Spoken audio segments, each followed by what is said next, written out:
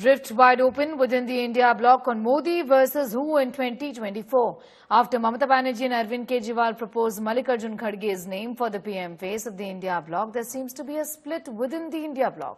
तो साल 2024 में हम आ चुके हैं और ये साल काफ़ी इम्पोर्टेंट रहने वाला है क्योंकि इसी साल आप देखेंगे विश्व की बहुत बड़ी आबादी जो है वो इलेक्शंस का पार्ट होगी, जिसमें भारत जो आप देखोगे विश्व में सबसे ज़्यादा आबादी वाला देश और साथ साथ में सबसे बड़ी डेमोक्रेसी जो है वो इलेक्शंस कंडक्ट करेगी। साथ साथ में यूनाइटेड स्टेट्स ऑफ अमेरिका जो सबसे ओल्डेस्ट डेमोक्रेसी है और यहाँ तक कि पाकिस्तान जो भारत का पड़ोसी है। आप देख ही रहे हैं किस तरीके से वहाँ पर भी केओस है इमरान खान और बाकी के जो पार्टीज हैं उनको लेकर के। तो काफ़ी सारी बातें हैं जहाँ पर हम इलेक्शंस को लेकर के डिस्कस करते हैं, लेकिन ये वीडियो जो है वो हमारे देश से रिलेटेड है कि देखिए प्रधानमंत्री नरेंद्र मोदी उनके 10 साल का जो कार्यकाल है वो लगभग पूर्ण हो चुका है और वहीं आप देखेंगे तो former prime minister Manmohan Singh जो है उनका भी 10 साल। तो हम इन दोनों ही प्रधानमंत्री के 10 साल को इस वीडियो में कहीं ना कहीं कोशिश करेंगे कि आंकने की कि भाई किस प्राइम मिनिस्टर के समय में काम बेहतर हुआ है, और इस वीडियो में हम काफ़ी अनबायस्ड तरीके से कोशिश करेंगे कि आपको सटीक इन्फॉर्मेशन हम दे सके। तो वीडियो काफ़ी इंटरेस्टिंग रहने वाला है, वीडियो को प्लीज़ पूरा देखिएगा और पसंद आए तो लाइक शेयर और सब्सक्राइब करिएगा। तो चलिए हम शुरुआत करते हैं। तो सबसे पहले हम प्रधानमंत्री मनमोहन सिंह के बारे में बात कर लेते हैं जिनका कार्यकाल साल 2004 से 2014 तक होता है और बेसिकली ये वो प्रधानमंत्री होते हैं जो माने जाते हैं कि भाई काफी शांत रहने वाले। ये कहते हैं कि भाई शांत रह करके ही ये कई सारे सवालों का जवाब देते आए हैं। तो हमने इनको देखा भी है कि ये बहुत ज़्यादा नहीं बोलते हैं एज कम्पेयर टू आज के जो प्रधानमंत्री हैं नरेंद्र मोदी जी। ये भी हमने देखा है कि भाई मोदी जी की भाषण देते समय वो कई सारी ऐसी बातों का भी इस्तेमाल करते हैं जिससे उनका एक इमेज बहुत बेहतर बनता चला जाता है। तो एक प्रधानमंत्री जो केवल शांत रह करके इमेज बनाए हैं और एक प्रधानमंत्री जो बातों को रख करके भी लोगों के बीच में अपनी पॉपुलैरिटी को आगे बढ़ाए हैं, तो इन दोनों ही प्रधानमंत्री को हम डिस्कस करेंगे। तो चलिए हम मनमोहन सिंह जी से शुरुआत करते हैं। तो सबसे पहले हम इकोनॉमी के बारे में बात कर लेते हैं। तो बेसिकली अगर हम देखें तो भारत आज़ाद होने के बाद 1947 से 1991 तक हम क्लोज्ड इकोनॉमी हुआ करते थे, यानी कि ज़्यादातर गवर्नमेंट ओन्ड कंपनीज ही चलाती थी, यहाँ पे प्राइवेट कंपनीज नहीं थे, एम्प्लॉयमेंट उस लेवल पे नहीं था और साथ साथ में आप देखोगे तो फॉरेन रिजर्व्स भी जो थे वो महज $1 बिलियन तक ही थे, जो अपने आप में बहुत ही बड़ा चिंता का विषय था। तो इस वजह से 1991 में कांग्रेस लेड पीवी नरसिम्हा राव की सरकार जब आती है चुन करके, तो बेसिकली आप देखेंगे वो वित्त मंत्री बनाते हैं basically finance minister Manmohan Singh ji को, और मनमोहन सिंह जो है वो एलपीजी रिफॉर्म्स को सजेस्ट करते हैं जहां पर इकोनॉमी को लिबरलाइज किया जाएगा, प्राइवेटाइज किया जाएगा और ग्लोबलाइज किया जाएगा। और ये एलपीजी रिफॉर्म्स के वजह से कहीं ना कहीं आप देखेंगे तो काफ़ी बेहतर तरीके से इकोनॉमी में बूम आया, एफडीआई बढ़ा, साथ साथ में आप देखोगे फॉरेन रिजर्व्स बढ़ने चालू हो गए। अब लोगों के पास में रोजगार की जो अवसर हैं वो भी बढ़ते चले गए। लाइसेंस राज का जो एंड है उसको कर दिया गया, साथ साथ में इकोनॉमी को डीरेगुलेट किया गया। और जब ये खुद 13th प्राइम मिनिस्टर बनते हैं तो ये प्रमोट करते हैं इंडस्ट्रियलाइजेशन ज़्यादा से ज़्यादा, साथ साथ में सेल्स टैक्स को हटाते हैं और इंट्रोड्यूस करते हैं वैल्यू एडेड टैक्स। यहाँ तक कि आप देखेंगे तो स्पेशल इकोनॉमिक जोन लाया जाता है 2006 में, सर्विस टैक्स रेजिम को बदला जाता है, मनरेगा लाया जाता है जो basically largest guaranteed employment programme है रूरल वर्कर्स के लिए, जहाँ पे 100 डेज तक का जो है वो गारंटीड एम्प्लॉयमेंट मिलता है अनस्किल्ड वर्कर्स को।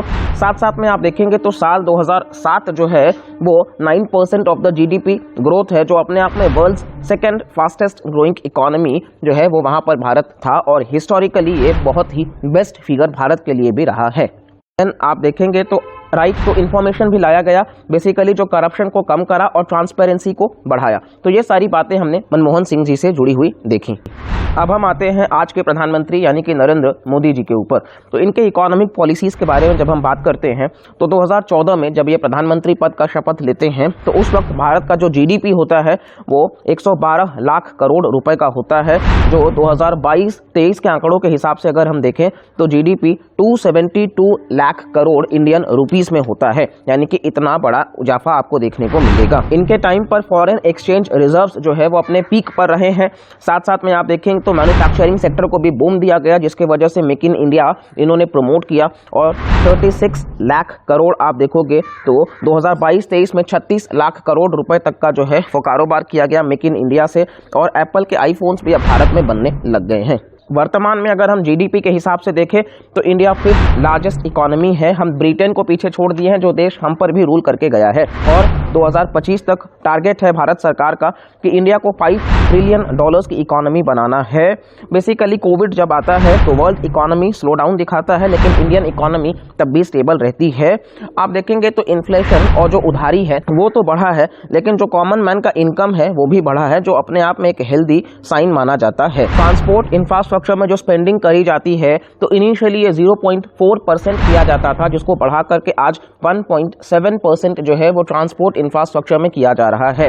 यहाँ तक कि आप देखेंगे तो जो वर्ल्ड बैंक का ease of doing business index आता था, बेसिकली 2020 तक भारत का रैंकिंग 63 पर आ चुका था, जो 2014 में आप देखेंगे तो 140 के अप्रॉक्स में हुआ करता था। यानी कि रैपिड उछाल आपको देखने को मिलेगा इन्हीं इकोनॉमिक पॉलिसीज के चेंजेस के वजह से। अगर हम दूसरा पैमाना लेते हैं एम्प्लॉयमेंट का, दोनों ही प्रधानमंत्री के कार्यकाल में अनएम्प्लॉयमेंट जो है वो एक मेजर इशू रहा है, तो इस पर हम बहुत ज्यादा डिस्कस नहीं कर सकते हैं। यहाँ पर दोनों ही प्रधानमंत्री जो हैं वो खड़े नहीं उतर पाते हैं।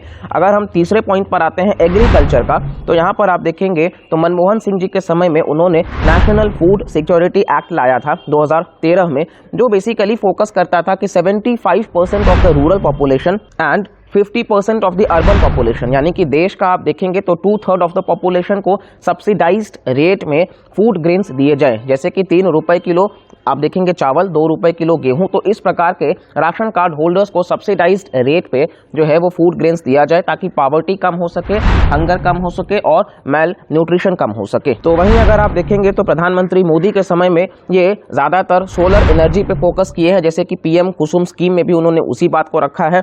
साथ साथ में मोदी जी ने 3 नए फार्म बिल्स भी इंट्रोड्यूस करे थे, जो कि रिजेक्ट हो गया था। अगर वो कहीं ना कहीं अप्रूव होता तो बेसिकली काफी हद तक फार्मर्स के लिए बेनिफिशियल होता, क्योंकि जो एपीएमसी मंडीज हैं उनके बीच में जो बिचौलिए होते हैं मिडिलमैन, उनका जो ओवरऑल एक मतलब उन्होंने स्ट्रेंथ बना के रखा है उसको वो खत्म कर पाते। लेकिन ये फार्म बिल्स जो हैं वो लंबे अरसे के प्रोटेस्ट के बाद में हटा लिए गए। और अगर हम दोनों ही प्रधानमंत्री के फॉरेन पॉलिसी की बात कर लेते हैं तो मनमोहन सिंह जी के समय में फॉरेन पॉलिसी में कुछ बहुत ज्यादा काम नहीं किया गया था, लेकिन वहीं अगर आप देखेंगे नरेंद्र मोदी जी के समय में तो हमने देखा है कि डिप्लोमेटिकली भारत हर जगह अपनी विक्ट्री जो है वो एस्टैब्लिश कर रहा है। और यहाँ आप देखेंगे तो G20 का समिट भी इस साल सक्सेसफुली भारत ने होस्ट करके दिखाया।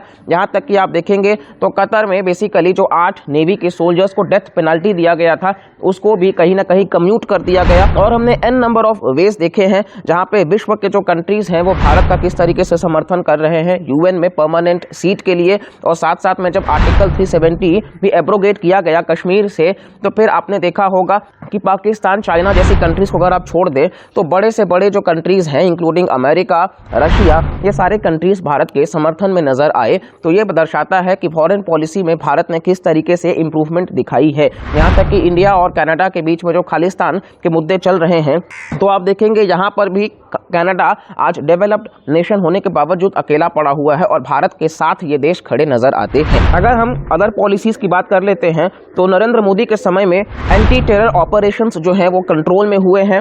और साथ साथ में आप देखेंगे तो कश्मीर में कहीं ना कहीं आर्टिकल 370 को सक्सेसफुली हटाया गया है।